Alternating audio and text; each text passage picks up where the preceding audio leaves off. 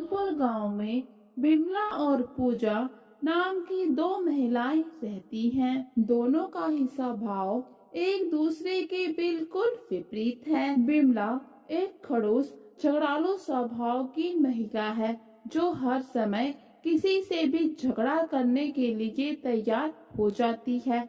वो कभी भी किसी की मदद नहीं करती।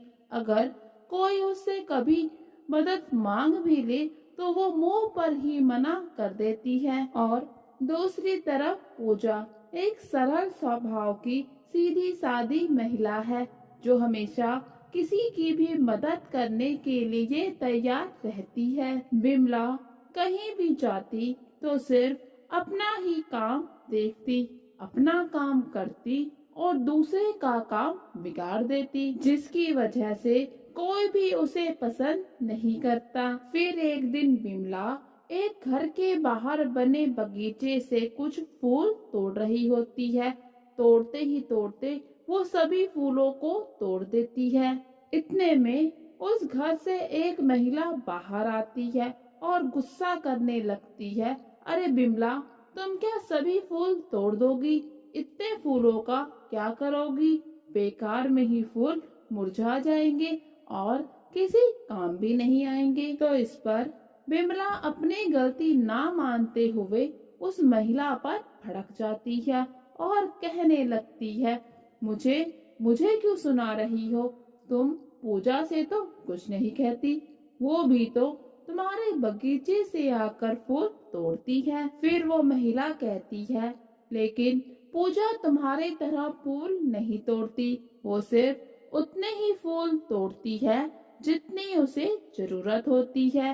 तुम्हारे जाने के बाद तुम्हारे बिखरे हुए फूलों को पूजा ही सही करती है। ये सब बातें सुनकर बिमला वहाँ से मुंह बनाते हुए निकल जाती है। और फिर एक रोज जब पूजा तालाब में पानी भरने जा रही होती है तो वो बिमला को भी आवाज देती है, अरे बिमला, ओ बिमला, जल्दी करो, क्या तुम्हें पानी भरने नहीं जाना? तो इतने में बिमला बाहर आती है और कहती है, नहीं नहीं, मुझे भी जाना है, चलो जल्दी करो, देर हो रही है। और फिर जब बिमला और पूजा तालाब में पानी भरने के लिए जा रहे होते हैं तो रास्ते में एक बूढ़ी औरत का घर होता है। वो बूढ़ी औरत उनसे कहती है, सुनो सुनो बेटी, मेरी बात सुनो, जरा एक घड़ा पानी मेरे लिए भी ले आना। तो ये बात सुनकर बिमला उस बूढ़ी औरत पर भड़क जाती है और कहने लगती है, क्यों, हम क्यों लाए तुम्हारा पानी? हम क्या तुम्हारी नौकरानी हैं? तुम खुद क्यों नहीं ले आती? तो इस पर बूढ़ी औरत कहती है, अरे बेटी, मेरी उम्र हो गई है, पानी का इतना भारी घड़ा मैं नहीं उठा सकती, इसलिए मैंने तुमसे कह दिया। लेकिन बिमला को उस बूढ़ी औरत पर बिल्कुल भी दया नहीं आती और वो वहाँ से चली जाती है। लेकिन पूजा वहीं पर रुक जाती है। वो बूढ़ी मैया के पास जाती है, उनका खाली घड़ा उठाती है और कहती है, अम्मा, मैं तुम्हारे लिए पानी ला दूंगी। और रही बात बिमला की, तो वो सिर्फ मुंह की कड़वी है, दिल की बहुत अच्छी है।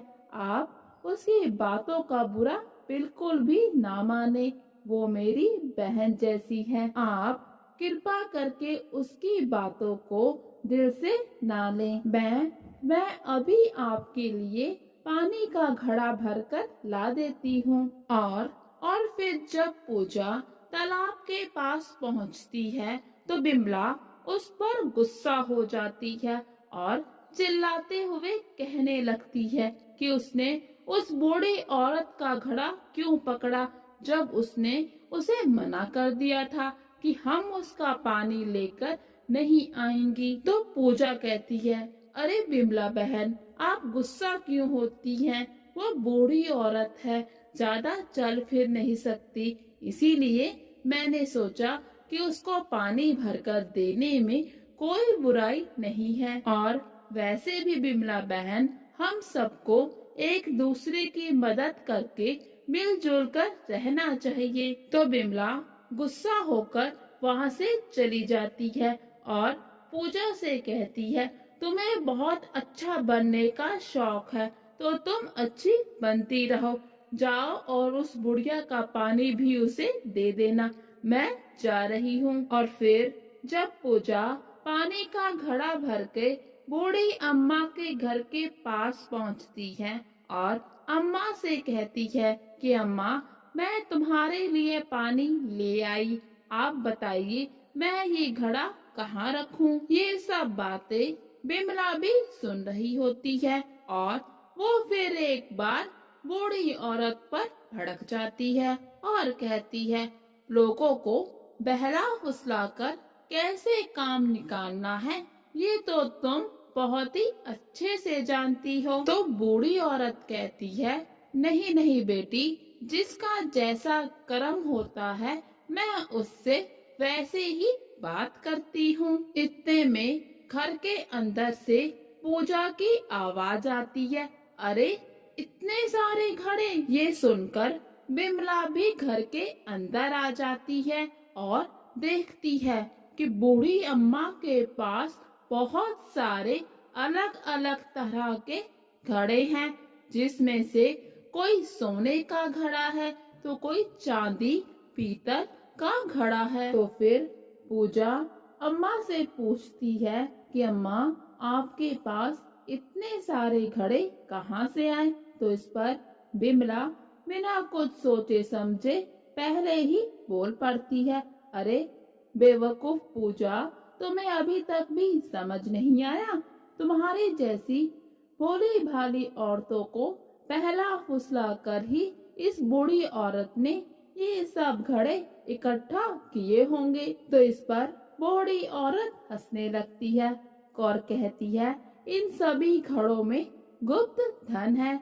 और तो इस पर पूजा हंसने लगती है और कहती है, अरे अम्मा, आप भी अच्छा मजाक कर लेती हैं। और अम्मा भी हंस पड़ती हैं और कहने लगती है, अरे कुछ नहीं पूजा, मुझे अलग अलग तरह के घड़े इकट्ठा करना अच्छा लगता है, मुझे इसी में खुशी मिलती है। और साथ में ही ये भी कहती है कि मुझे किसी की मदद करने में भी बहुत खुशी मिलती है। अगर किसी को जरूरत पड़ती है तो मैं उसे इनमें से कोई भी घड़ा दे देती हूँ। बूढ़ी अम्मा की बातें सुनकर बिमला बहुत खुश होती है और कहने लगती है, अच्छा, अगर मैं कुछ मांगूंगी या फिर मुझे कुछ जरूरत होगी तो क्या आप मेरी भी मदद करेंगी? तो अम्मा कहती है, हाँ बिल्कुल बेटी, क्यों नहीं, मैं तुम्हारी मदद क्यों नहीं करूंगी।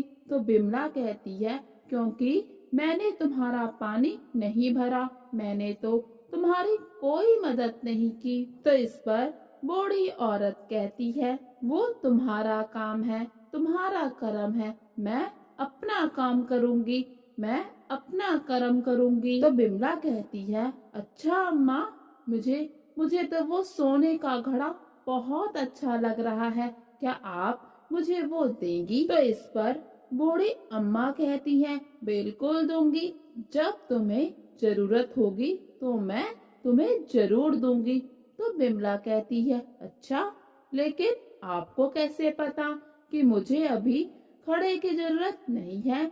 तो बूढ़ी अम्मा कहती है, क्योंकि तुम्हारे हाथ में पानी से भरा हुआ घड़ा तो है। तो बिमला कहती है, अच्छा, जब तक मेरे पास ये घड़ा है तब तक तुम मुझे वो सोने का घड़ा नहीं दोगी, इसका मतलब जब मेरे पास घड़ा नहीं होगा तब तुम मुझे वो घड़ा दे दोगी। ये सोचते हुए बिमला वहाँ से निकल पड़ती है और फिर घर आकर रात भर बस यही सोचती रहती है कि ऐसी कौन सी योजना बनाई जाए कि बूढ़ी अम्मा उसे वो घड़ा दे दे। और फिर रात भर सोचने के बाद आखिर बिमला को एक योजना मिल जाती है। फिर अगले दिन सुबह जल्दी उठकर बिमला पूजा के घर जाती है उसे आवाज देती है कि पूजा, ओ पूजा, जल्दी करो, आज तुम्हें पानी भरने नहीं जाना क्या? और फिर इतने में पूजा घर से बाहर आती है। बिमला को देखकर हैरान हो जाती है और कहती है, अरे बिमला, आज तुम इतनी सुबह सुबह कैसे? तुम तो रोज ही बहुत देर से उठती हो। तो बिमला कहती है, अरे घर में पीने के लिए एक बूंद भी पानी नहीं है, तो सोचा जल्दी से पानी भरकर ले आती हूँ।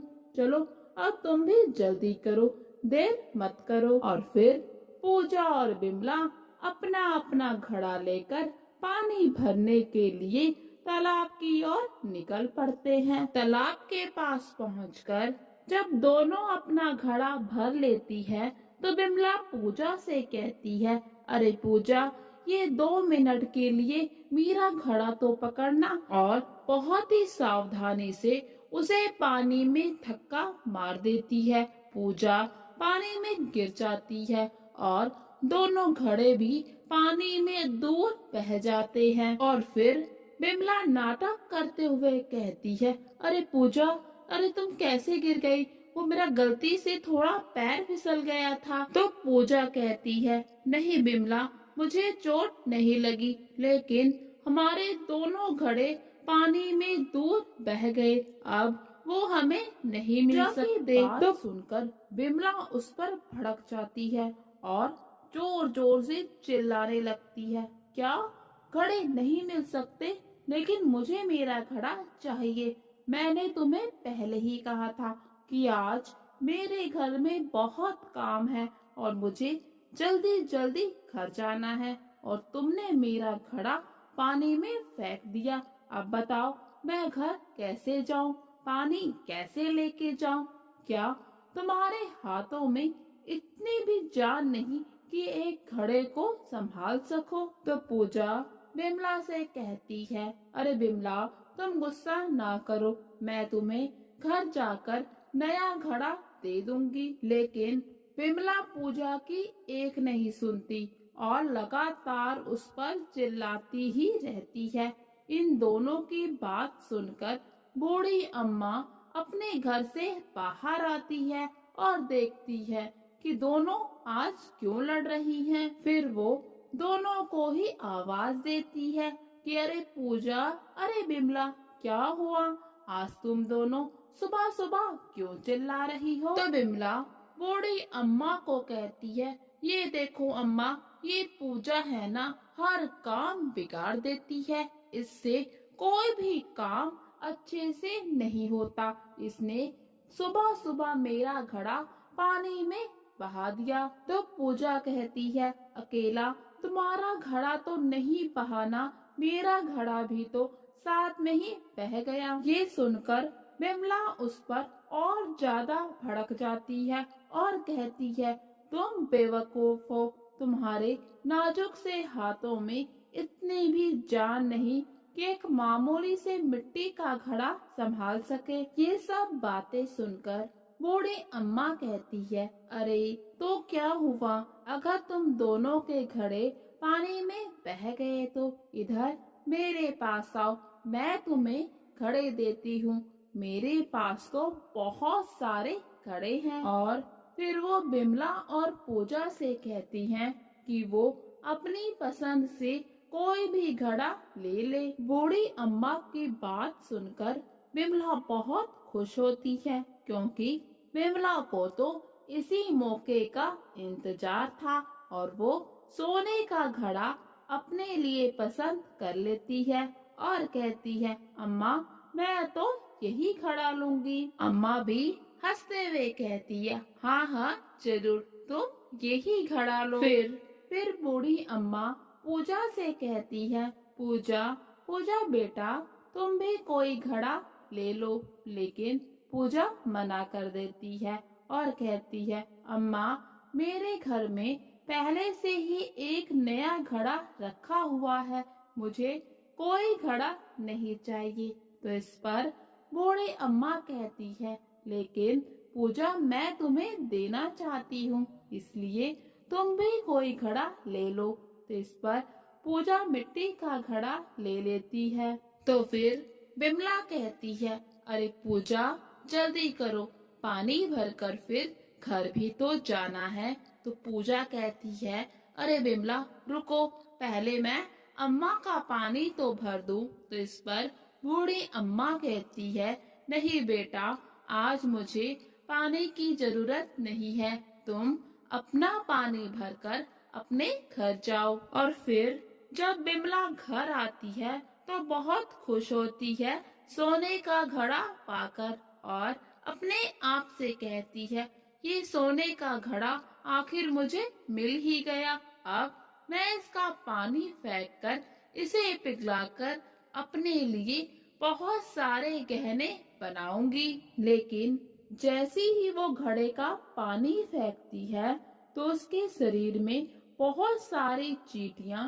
एक साथ चिपक जाती है, जो उसको बुरे तरीके से काट लेती हैं। इससे पूजा का चेहरा पूरी तरीके से खराब हो जाता है और वो समझ जाती है कि ये सब कुछ उस बूढ़ी अम्मा ने किया है। उसे बहुत गुस्सा आता है और वो कहती है कि मैं उस बूढ़ी औरत को नहीं छोड़ूंगी, और वो उसके घर पर पहुंच जाती है। लेकिन ये क्या, वहां पहुंचकर वो पाती है कि वहां पे ना तो कोई घर है और ना ही कोई बूढ़ी अम्मा है, और बूढ़ी अम्मा और उसके घर को वहां पर ना पाकर बहुत हैरान होती है और जोर जोर से रोने लगती है और कहती है, ए बूढ़ी अम्मा, कहाँ गई तुम? सामने आओ, मुझे पता है मेरी ये हालत तुमने की है। सामने आओ और मुझे बताओ कि तुमने मेरे साथ इतना बुरा क्यों किया। इतने में वहाँ पर वो बूढ़ी अम्मा आ जाती है और कहती है, तुम्हारी ये दशा मैंने नहीं की। तो बिमला कहती है, अच्छा तुमने नहीं की तो फिर किसने की है? क्या मैंने खुद ने अपनी ये दशा की है? तो बूढ़ी अम्मा कहती है, बिल्कुल तुमने खुद अपनी ये दशा की है, और बताती है कि वो सभी घड़े कर्मों के घड़े थे।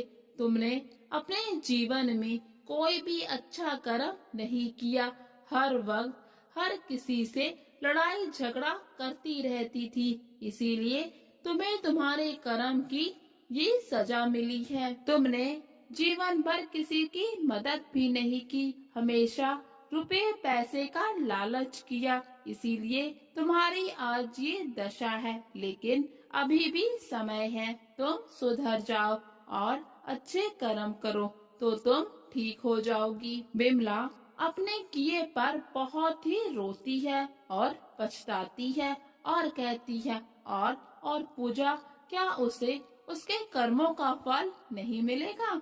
तो बूढ़ी अम्मा कहती है, उसे भी उसके कर्मों का फल मिल चुका है, और वहाँ से गायब हो जाती है।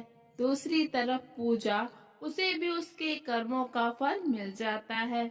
जब पूजा घर जाकर अपने पानी का घड़ा खाली करती है तो पाती है सारा पानी सोने के सिक्कों में बदल गया है। उस दिन के बाद बिमला को भी अपनी गलतियों का एहसास हो जाता है, वो भी अच्छे कर्म करना शुरू कर देती है। अब बिमला किसी से भी झगड़ा नहीं करती और साथ में ही दूसरों की मदद भी करना शुरू कर देती है।